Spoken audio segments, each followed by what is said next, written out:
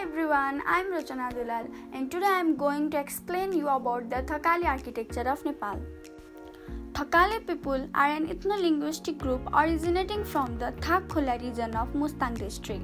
Historical context. The origin of Thakali is not so clear but assumed to come from the north. Thakali were settled in Panchgaon and Thaksatse. Here we are discussing about general architectural style of Panchgaon of ancient Garabzong kingdom, which includes Sang, Thini, Chimang, Marfa and Chairo. Settlement pattern in this area. These villages are basically divided into three major parts. Upper portion is highland pasture where people of this area used to take their yak for grazing. Middle one is the large forest all covered with the juniper tree. In this forest area, they have various mane demarcating funeral area. Lower land is the village where there is a compact settlement of Thakalis and agricultural land. Here, topographically, mountains on the southern part and ample amount of apple orchard can be noticed in each part of the village. The settlement of Thakali has a distinct feature, that is Gompa, Choten and Panighanta.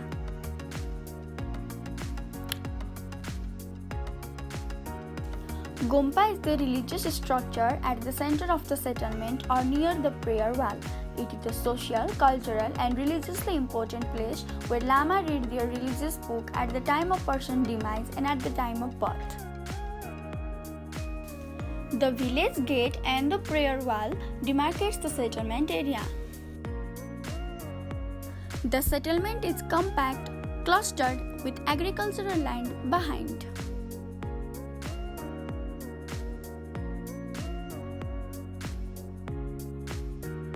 Built form.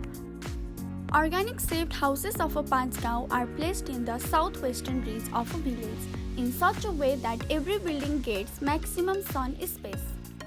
As Panchgaon has dense settlement pattern, this compact building form reduces the surface to volume ratio and thus heat loss in this cold climate is reduced. Other semi-enclosed areas like terrace or rooftops are somewhere covered by overhangs or porches to give shade from the strong summer sun.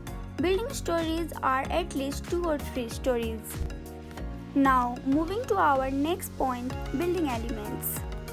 Wall. The walls are traditionally built of natural stone of thickness 50 cm. These masonry walls are coated with white lime mud from outside and has wooden cladding from inside. These walls have high thermal mass to balance the diurnal temperature range, and inner partition walls are constructed using wattle and daub technique. Roof. Due to scarceness, roofs are generally flat, which are typically made up of stone and mud laid on the timber post and beam structure. Furthermore, wood is piled on the border of the roofs that provides protection from the strong wind. In some houses, a slight roof overhang can be seen for protecting semi-closed spaces in front of the house. Foundation, floor and ceiling. Foundations are usually of less depth but built upon stone due to the rockier nature of the soil. The structure of ceiling is made up of timber posts and beams. The room height is generally very low, that is 2400 mm, in order to trap the heat inside. Wooden floorboards are used for flooring as timber keeps cold away and acts as insulation. Openings. Openings are very small and are made up of wood. We can notice that windows are beautifully carved with Buddhist symbols, and note that all openings face straight sides. Residential plan of Panchgaon. In the ground floor, there is a front courtyard, cattle shed and chicken store of agricultural tools after the entry through the porch. In front courtyard, there is a partially covered canopy above the porch. The courtyard in house is not arranged in the center of the mass. The fairly large enclosed courtyard in the front used for the livestock and for the storage.